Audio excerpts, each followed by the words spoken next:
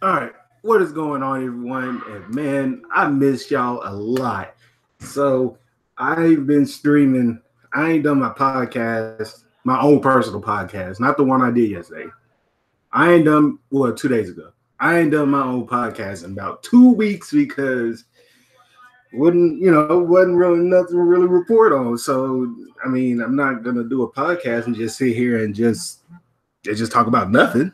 So obviously, if you follow college football, everybody knows that the best time of the year is finally back. And I'm so glad that it's back because I finally have something to watch on the weekends. So, college football is back, NFL is back. I'm going to dive into some of the bigger stories of college football. No, we're not going to talk about my Tennessee Vols losing. That's whatever. But obviously, we're going to talk about, actually, I'm going to talk about really the biggest story that's not on the field, and that's Ohio State. Urban Meyer, you got lucky. I hate, I hate successful coaches that get off easy. So,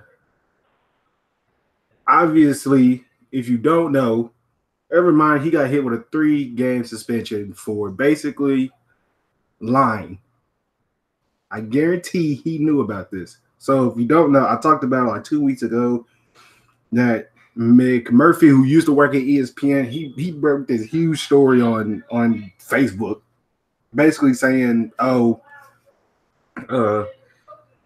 former like wide receivers coach Zach Smith basically assaulted his wife, and he was buying adult stuff and sending it to the university and taking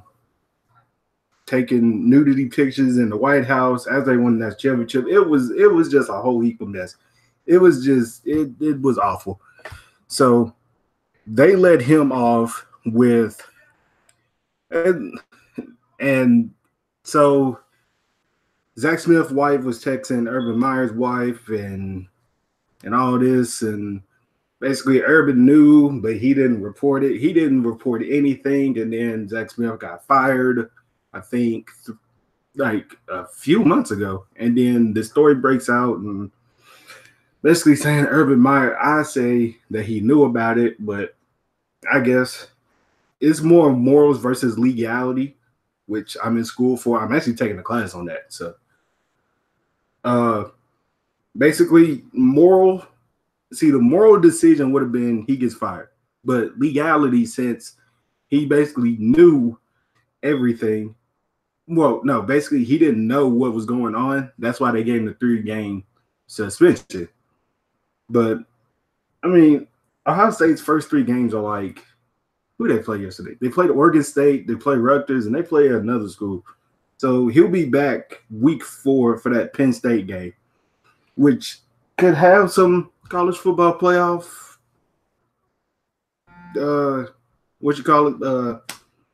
implications. Who knows? Maybe it will, maybe it won't. But I don't really like that he just got off with that. Me, it's just the moral in me. I feel like he should have been fired because of everything that coach was doing. He should have got fired. But I'm not the one making the calls. So now we're going to go to the biggest story on the field. Alabama. They played last night. Everybody knows the big story. Yeah, they won the national championship, but Jalen Hurts was playing terrible that first half against Georgia. So Saban went with the freshman quarterback to I'm not even going to try to say his last name. But so this was the whole story. Basically, Jalen Hurts was contemplating transferring since basically it felt like he just lost his job at that spot. But then the NCAA put that new transfer rule in where you could play 4 games and still keep your transfer. And still keep your red shirt status. So we're going to see if Saban will play Hurts more than 4 games. I think watching last night, because Tua did get the start, watching last night, I really think this is Tua's job now. Jalen Hurts will not get this job back whatsoever. So I think as long as Alabama keeps blowing out teams, they just going to he's just gonna play Jalen Hurts in like the second half, and then go. He's gonna play in like 4 games, and then he's gonna probably let Jalen Hurts transfer to wherever he wants to, since coaches can't block transfer offers. But yeah, exactly, Dom. Like Tua, like after watching him play, because I did watch the game. Like watching him play, he went 12 of 16 for 227 yards and 2 touchdowns. So, and Jalen Hurts went 5 of 9 for 70 yards. So we kind of figured that Tua was going to be the starter, because watching him play, man, he's a special quarterback. And I said, whenever after Tua threw that first touchdown pass, I was like, dog, if he's the official starter, dog, they're gonna average over 40 points a game for the whole season. Like he brings a different dynamic to that offense. And I could really see him winning the Heisman like one of these last like 2 to 3 years. Depends if he leaves after junior or senior year. Like he's going to win a Heisman before he goes pro. Like that's just how special of a player he is. So Alabama put a spanking on Louisville, as we all expected, because they didn't have Lamar Jackson. They didn't have a few players. But 51-14, I don't know what to say. Like,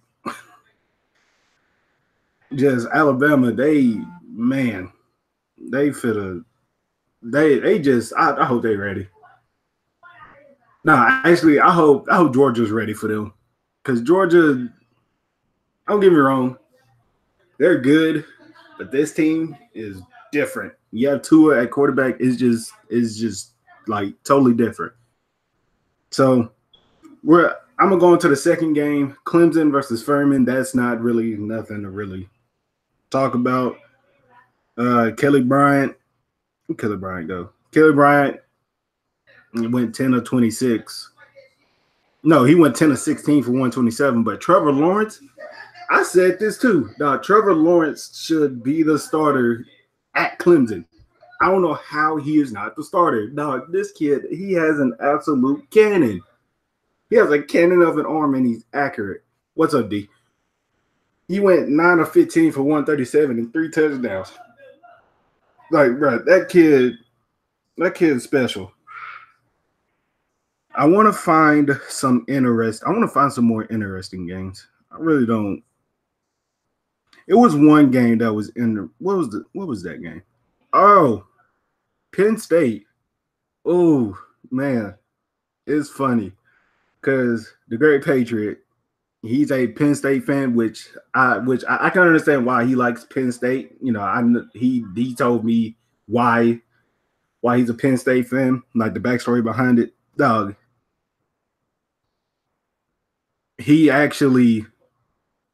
I'm surprised. Like Penn State almost lost to Appalachian State. Now, I can't really say anything either because they almost beat the Vols like a couple years ago. Boyd, I don't know why you coming in here saying, you know what, you got it. But no,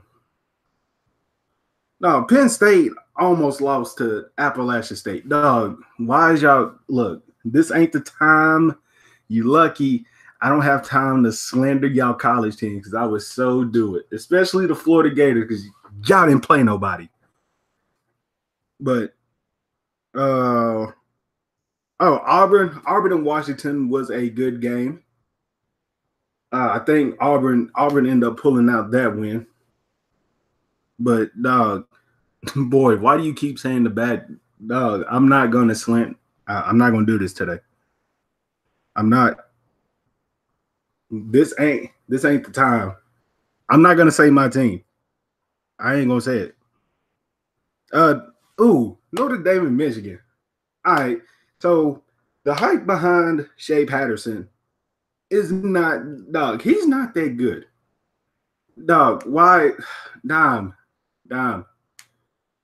why y'all doing this? You know what? Nah, I'm gonna say what I have to say at the end because this is actually important in terms of my channel. So, but no, Michigan and Notre Dame. Shea Patterson is not that good. I'm starting to just figure out I'm starting to figure out that they're just not that good. They haven't lived up to the hype. He hasn't lived up to the hype. He would think he was the top rated quarterback coming out of school. Then with the Ole Miss, he just never got good, even though they had one of the best receiving cores I've probably seen in college football for that year. Then he transfers to Michigan. Everybody thinks, all right, this is gonna be Michigan year to win it all. But I forgot that Harbaugh's the head coach, and Harbaugh can't seem to coach the Wolverines. He always loses that one key game for some odd reason. I don't know how, but they always lose that one game. This was the game I thought they was going to win, but unfortunately they lost 24-17, and Shea Patterson played terrible. Like, at this point, I wonder how long it's going to take. I really want to see. How long will it take before they fire? How long will it take?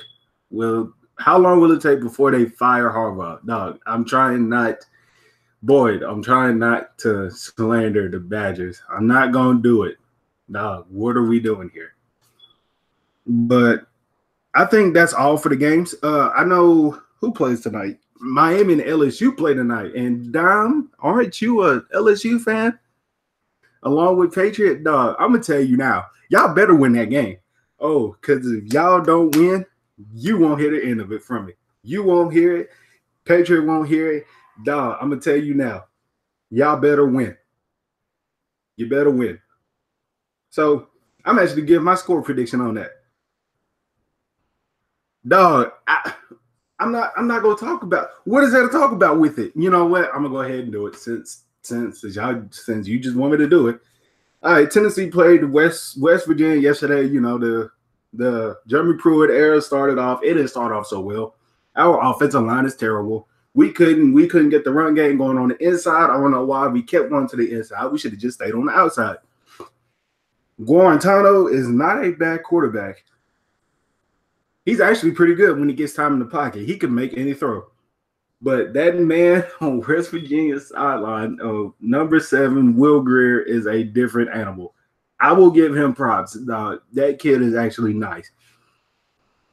I'm about to say, you said, dog, bro, again, what is there? Dog, like Will Grier, I forgot how many yards he had. I think he had over 350 and like 5 touchdowns. But I kind of, I did kind of expect us to come out rusty and not really win this game, but I thought it would have been closer. I thought it would have been a closer game than what we showed. But I mean, we showed flashes, but then again, you have to remember that we are a very young team, and this is not Pruitt's whole class. So I will say I still see us getting 6 wins. We're gonna make a bowl game, so I'm not even worried about that. I'll be ashamed. Well, I won't be as ashamed as most football fans, but I will be ashamed if we do not make a bowl game. But anyways, now that I'm done talking about the Vols, I hope y'all happy. But I'm going to say Miami's going to beat LSU. I don't know the score. Yes, closer. No, I mean, wait, hold on, wait. Did y'all really thought we was going to go out there and just get like rocked like that? I mean, it was a 13-7 at halftime, and then I don't know what happened. Like, it was kind of a bad decision to get the ball first. So, wow. Wait, but the thing is, all right, boy, but the thing is, we're not like most other schools that just play a bunch of scrubs the first week of the season. Like, we actually like to challenge ourselves the first game of the season. But I mean West Virginia is the more better mature team. They don't have like a lot of freshmen because we played a lot of freshmen out there. But that just comes with game experience and having to adapt to coaching and everything. But I see them getting better. So anyways, all right, on to the NFL. Dog, there's not much to talk about with the NFL, but I'm going to get into this Khalil Mack trade. So Khalil Mack has – I'm surprised that Gruden actually done it. Gruden actually did it. So whole off season was like, okay. So the biggest two names we was waiting on to get paid was Mac and Donald. So we seen what Donald got paid. I'm not going to get into that yet. And Dom, I want to know your explanation on why you think he don't deserve a contract. But Khalil Mack got traded to the Chicago Bears, which I mean, I guess that's good for him because Khalil Mack he's the best edge rusher in football. Him or Von Miller, it don't really matter. You could take one of the two. I mean, it don't really matter. But Khalil Mack got traded to the Chicago Bears. Chicago sent 2 first-round picks, I think a third, and Oakland sent, I think, a second round, like a second and a 6th round pick. So I'm like, oh, okay. Because usually, like, I don't know if this draft class is deep yet, but usually in draft classes, if you get a 2nd round pick, that's basically like, it's basically like a 1st round pick, because 2nd rounders are really 1st rounders that are like kind of teetering in that 1st round, but they ended up slipping. So I don't know. But then after they traded for him, Khalil Mack got the bag. So yeah, he signed a 6-year, $141 million deal. So that's a lot of money. I can't really complain about that. I mean, he deserves it. I'm not gonna lie, he do deserve it. That's what, an average of 23. So he's averaging almost $25 million a year, and he has $90 million in guaranteed money, and he got a $60 million signing bonus. So off rip, the minute he signed that contract, boom, $60 million. So he can earn up to an extra $30 million in basically in incentives and everything. $30 million plus in incentives. So that's sacks, tackles. Maybe if he gets a pick or two, all pro, Pro Bowl, all NFL, like anything. Like he wins any Defensive Player of the Year awards, like it's just gonna add on. So he can make over, I can say by the end of his contract, if he does everything well, he can make over $150 million. But I don't know. That's just me. I think he's worth it. I think Khalil Mack is worth it because he is that generational kind of player. That's just me. Like Bruce Irvin, he didn't really like it. I know Carr didn't like it. So it looks like Gruden, I don't know what Gruden is doing. I'm kind of glad that the Vols didn't go after him as the head coach, because who knows where I don't know where our program would be at the moment. But all right, off of Mac, get on to Aaron Rodgers. Aaron Rodgers, this has been wanting to happen for about a couple of years now, I think. Khalil Mack got the bag. Now we're going to go on to Aaron Rodgers. He signed a 4-year, $134 million deal with $100 million guaranteed. So that's he got the bag too. Like, this has been the offseason of where players are just getting paid. And most of these players were like on their rookie contract. So I understand. Oh man, I gotta talk about Odell too, because Odell got, man, this is ridiculous. So this is his contract. 4 years, $134 million with $100 million guaranteed.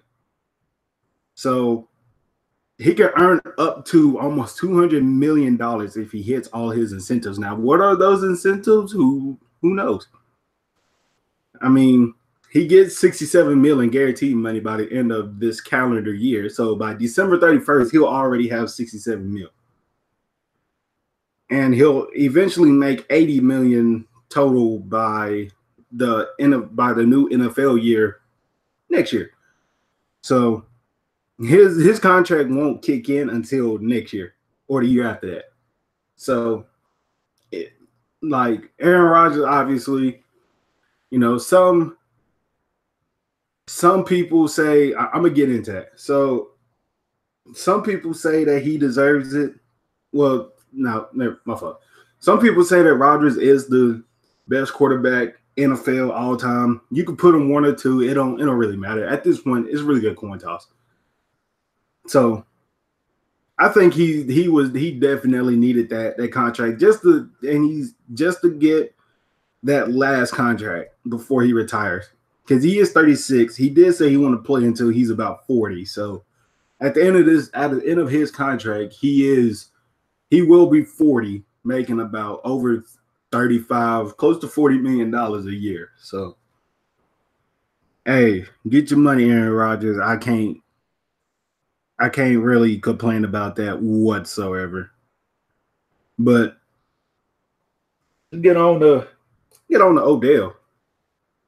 Odell, he was another one. He was gonna hold out just like Khalil Mack was. He was gonna hold out until he got a new contract. That was kind of a big story in the offseason. But I think last week, he just got a 5-year, $95 million contract with 65 of that being guaranteed. Now, so basically, guaranteed money is weird in the NFL. So I think so he got 65 million guaranteed. So it's like no matter what, he's going to get that 65 mil. So I guess the other 30 mil will be in incentives, I'm guessing. Like I'm not an expert behind like NFL contracts and how they work. But I know NBA contracts like are just guaranteed. Like they're fully guaranteed. Even if you get cut, like they still have to pay you. Whereas the NFL, if you get cut, they don't have to pay you.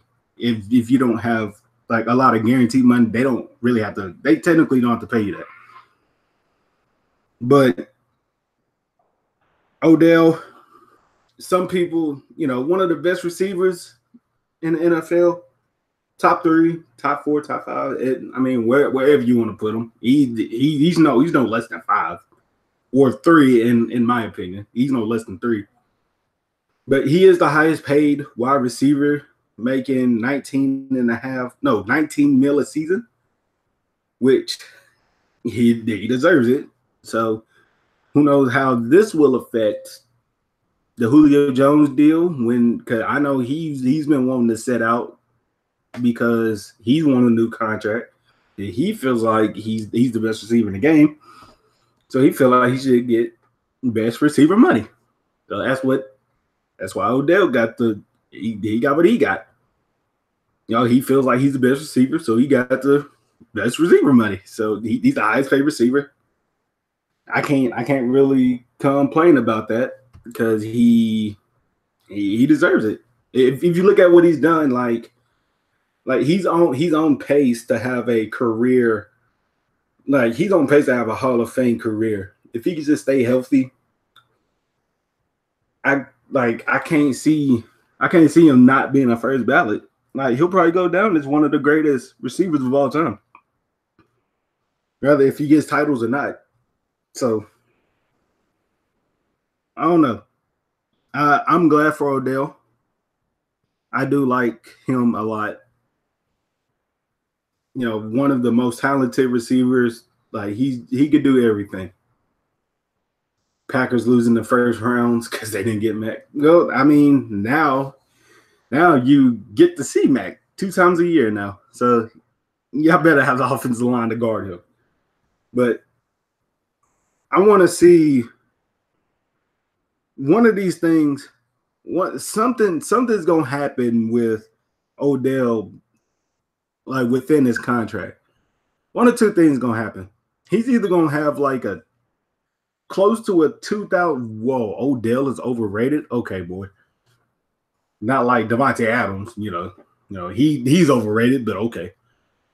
So one of two things is gonna happen. Either Odell is gonna have like close to a two. He's gonna set the wide receiving record for receiving yards in the season or touchdowns in the season within these 5 years. Whether Eli's the quarterback or they just decide to tank and just take a quarterback in like 2 to 3 years, something's gonna happen where Odell is just gonna prove to everyone that he deserves that contract. So I don't know. I'm gonna see. In Odell's first 43 games, he's had 288 catches for over 4,000 yards and 35 touchdowns. So that's if he can do that, and he's also had a 100 catch season and a 1,300 yard receiving season within the same year. So if he can, I can see him getting close to 2,000 yards receiving and like over 20 touchdowns. Not in the same year, but in one of those years, I can see him doing that. So it's gonna be interesting. Now, the contract that Dime has been kind of skeptical about. So Aaron Donald got the bag. I can't even trip. Not Odell. Aaron Donald got the bag last week. And me personally, because I seen them arguing on Twitter and everything. Me personally, I think he's worth that contract. As just me. I personally think that he is worth that contract that he got. So he got. I'm trying to look for it. Where's that contract? Well, it wasn't an argument, but it was it wasn't an argument. I'll say a debate. Y'all was debating over if he actually deserved that contract. So, all right, I found it. So he got a 6-year contract extension. Don't forget he was still on his rookie contract. So worth $135 million and $87 million in guaranteed money. So he is the second highest paid defensive player because obviously Khalil Mack passed him. I personally think that he is worth that contract because not only he could play not only one position, but he could play two positions. He can clog up the middle when needed to, and he can also rush off the edge. Like he's an undersized defensive tackle. No, he's an undersized defensive tackle that is quick enough to get to the quarterback either off the edge or on the inside. And like I'm not gonna lie, he's produced every year. Like I can't really complain about that contract whatsoever. And like he also has the stats. He also has the stats to actually like back it up. So I'm gonna go back up into the comment section and see what you said. You said from a Rams standpoint, you have a defensive tackle, all that money for what? In 2 to 3 seasons, they'll be back to normal. Also, all those different energy from players they got. Okay. Yeah, they do got Sue and Donald and Peters and Talib. Like, it's a lot of egos within that locker room. So we don't know how each player will feel during a certain point of the game. But that's why you have coaching. I mean, you can't really coach players to change their egos, and he don't really care if they don't get along off the field. It's just, can they mesh together on the field? Because on defense, it all starts with the defensive line. because if the defensive line can get the pressure, then then it makes the linebackers' jobs easier and it makes the secondary job easier. So it's a trickle down effect, but it starts from the defense up. It starts with the defensive line up top and works its way down. It'll trickle down to the linebackers and the corners. So I think the Rams, they won't have a top defense. They'll have a top 5 defense, I believe. Do I think young McVay can control them? I mean, when you're the same age, when you're about the same age as some of the players on your team, yeah, you can relate to them. But it's like if they argue, like you kind of just have to let them just argue it out without it going to like a certain extent. Like if they about to throw hands, then okay, yeah. But if they're just like arguing and shouting at each other over like a missed assignment or something, okay, yeah, that obviously that happens. But I think McVay he can't control all of them, but most of them he can be able to control. So I don't know. We'll have to see. Like the first, I ain't gonna go like. Let's say if the Rams go out there and just lose like their first game. Like I ain't gonna base all their decisions off of that one game. I'm not gonna do that. He also said will affect them in the long run. They want to get paid, and the Rams are going to be broke. Really, when you think about the salary cap, so they got Donald under contract. They got Gurley under contract. Cooks under contract. I'm talking about like for like long term. So I think most of these contracts won't happen until their rookie contract deal is up. So they'll have the money. So like whenever Goff's contract is up, like they're gonna have the money to sign him because most of them is under the rookie contract. So their official new contract won't kick in until their rookie deal is over. So like Todd Gurley deal won't kick in for another like 3 years. So Goff will get signed like that year before Gurley and them get all that money. Same with Aaron Donald. Aaron Donald's contract won't kick in until I think next year or 2 years. So they're gonna still have the money to sign Goff. Now it's all gonna depend on his performance. Plays good, he's gonna get the money. If he don't play good, then they're gonna give him less. Also, they got to sign Marcus Peters back, which I don't know the market for Marcus Peters. I don't know how much he's gonna ask for. All them players not gonna stay in LA. I mean, they not. I mean, we'll see. We don't know what can happen, but history has shown that like it won't. Like teams like that don't stay long together because the egos and money will play a factor into it. So I don't know. It seems like they just going all in right now for about 2 to 3 years just to see what they can do. So I don't know. I don't know. Well, I mean, we'll just have to see. He also said you will never see a team give Donald. You will never see a team give Donald that much money. And the crazy thing is they gave him more than what the original offer was. I mean, that wasn't even really player leverage. That's more the agent. Now, most of these players have, obviously, I think almost every player has an agent. I think Richard Sherman's the only one that I know of. I know there's more, but he's the only one that I know of that has his own contract. Well, he's his own agent. So he can leverage whatever he wants to. That's on him. So when they go into contract talks, it's really more the agent. It's not the player, it's the agent. So, the owner, the GM, and the agent will get together.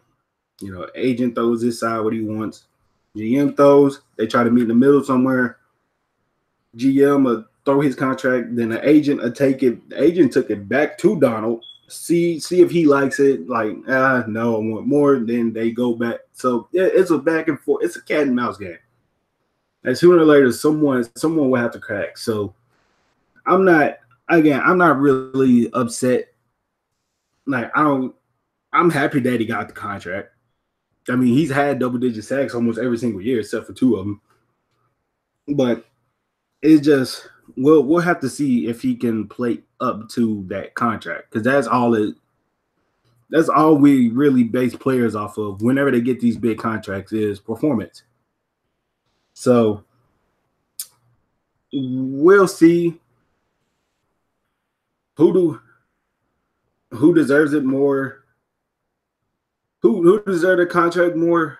I don't know. I have to go equal on that. Like, I think they both deserved their contracts because they got their contracts based on performance. Now, what they do after the contract is that's just totally on them. But if we're just talking about who deserves their contract more just based on performance, I would have to say both. Both deserved their contracts.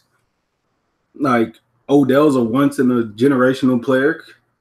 Like, you say the same thing about Aaron Donald, Khalil Mack. Like, they're both once in a generational kind of players. Like, you won't find that kind of talent. You won't really find that talent like that. Well, there's one player that might come out this year that might be better than his older brother that could be a once in a generational talent, but I'm just saying, I don't know. We'll see. When that time comes, I talk about that.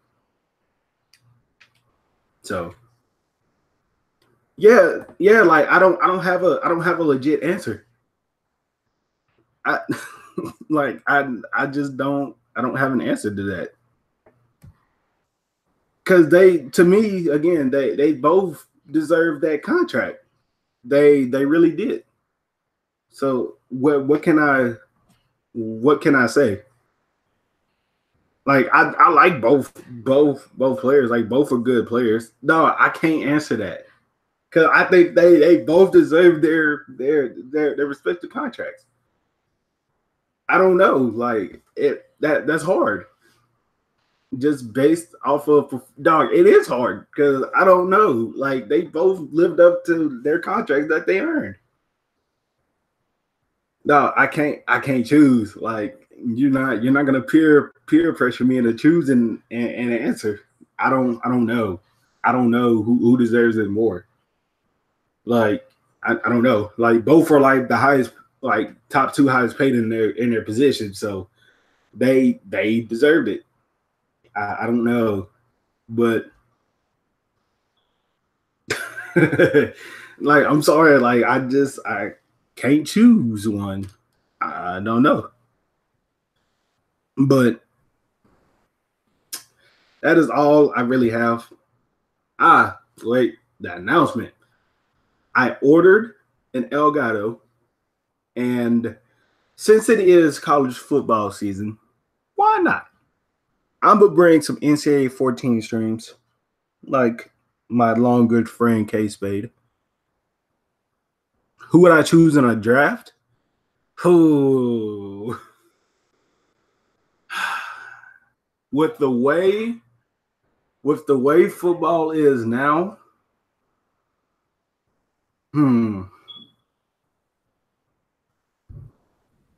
with the way football is now, if I had the first pick, I'd probably go Odell first. Like, if I'm starting a franchise, I'd probably choose Odell over Donald. Yeah. Who would I start a team with? Yeah, I'd go with Odell. Like, no lie. Not, obviously not saying that Aaron Donald is terrible. It's just Odell can get you consistent. I mean, they both good consistent. Like I said, it's hard. But Yeah, I have ordered my Elgato. It should be in today. I'll probably stream. I'm gonna mess around with it. Get obviously, I'm not gonna have a face cam yet, but I will have. We'll have these NCAA streams going since the best time of the year. So the team, I'm taking this question to Twitter. Hey, I mean, so we're gonna see where you're gonna start a dialogue. It's crazy, but I have a team in mind. I'm gonna do my dynasty with.